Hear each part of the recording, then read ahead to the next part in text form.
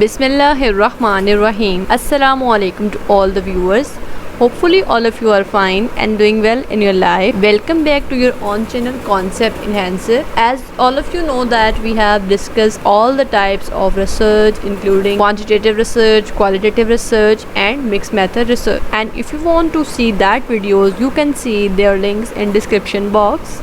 You can see from there. In today's video we are going to discuss ethical consideration in research. पहली videos में हम research की तमाम types को discuss कर चुके हैं डिटेल से. अगर आप वो वीडियोस देखना चाहते हैं तो उनके लिंक डिस्क्रिप्शन में मौजूद है, आप वहां से देख सकते हैं. आज की वीडियो में हम डिस्कस करेंगे ethical consideration in research. Ethical consideration research में क्या है और रिसर्चर को किन बातों का ख्याल रखना चाहिए अपनी स्टडी को कंडक्ट करते हुए. Let's learn what are these. What is ethical consideration. Ethical consideration क्या है? Ethical considerations can be specified as one of the most important parts of the research. Research participants should not be subjected to harm in any way whatsoever. Respect for the dignity of research participants should be prioritized. Full consent should be obtained from the participants prior to the study. Ethical consideration research का बहुत अहम part, चाहे आप qualitative कर रहे हैं चाहे आप क्वांटिटेटिव कर रहे हैं, एथिकल कंसिडरेशन बहुत अहम और लाजमी हिस्सा है रिसर्च का. अब पार्टिसिपेंट जो आपकी रिसर्च में आपकी स्टडी में पार्टिसिपेट कर रहे हैं उनको आपने किसी भी तरीके से हार्म नहीं करना, मेंटली तौर पे, फिजिकली तौर पे. और आपके जो रिसर्च पार्टिसिपेंट्स हैं उनकी डिग्निटी, उनकी रिस्पेक्ट आपकी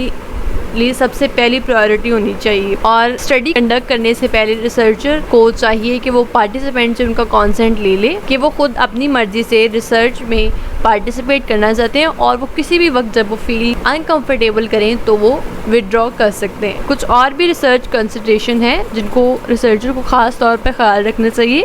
let's learn. Purpose of the study to respondent. First of all you have to tell the purpose of your study to your respondent. आपको लाजमी तौर पे अपने रिस्पोंडेंट को अपनी स्टडी का पर्पस बताना चाहिए कि आप ये स्टडी क्यों कंडक्ट कर रहे हैं, इसके क्या एम्स हैं. Clear. Honesty. The second point is honesty. You should honestly report what the participant said. आपको ईमानदारी से उसी चीज को रिपोर्ट करना है जो कि पार्टिसिपेंट ने कहा है. आप ऐसा नहीं कर सकते कि पार्टिसिपेंट ने वो बात ना की हो और आप वो बात खुद से कर रहे हो. आपने ऑनेस्टली जो पार्टिसिपेंट ने, रिस्पोंडेंट ने कहा है, आपने वही अपनी रिपोर्ट में रिपोर्ट कर देना. Clear. Next is anonymity. Do not show names और any identity of your respondent. You can give them pseudo names. आपने पार्टिसिपेंट की आइडेंटिटी, उनका नेम अपनी रिसर्च स्टडी में कहीं पे भी शो नहीं करनी. आप उनको सूडो नेम दे सकते हैं, मतलब आप उसे खुद से फर्जी नाम, सूडो नेम फर्जी नाम को कहते हैं रिसर्च में, तो आप उन्हें फर्जी नेम दे सकते हैं. फॉर एग्जांपल कि मैंने 10 टीचर्स से डाटा कलेक्ट किया है इंटरव्यूज के थ्रू. मैं अपनी स्टडी में जब उनकी सेइंग को रिपोर्ट करूंगी तो मैं टीचर 1, टीचर 2, टीचर 3 के नाम से उन्हें रिपोर्ट कर दूंगी, जिससे उनकी आइडेंटिटी भी शो नहीं होगी लेकिन उनकी बात भी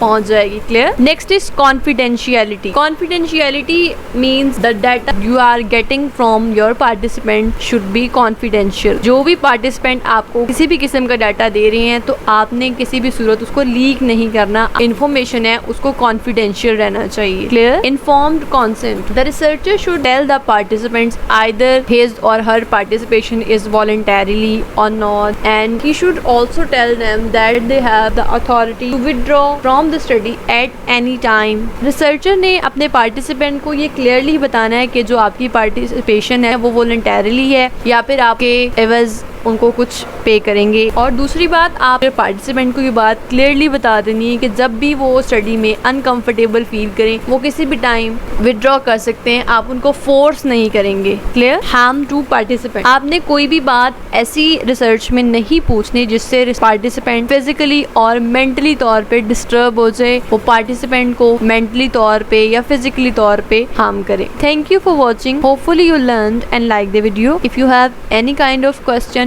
or any suggestion you want to give me, you can give it to me in comment section. Moreover, you can contact me on my Facebook page and Instagram account as well. If you like the content, please subscribe the channel and don't forget to hit the bell icon for latest updates. Keep watching, keep shining. See you in the next video with new content. Till then, take care of yourself. Allah Hafiz.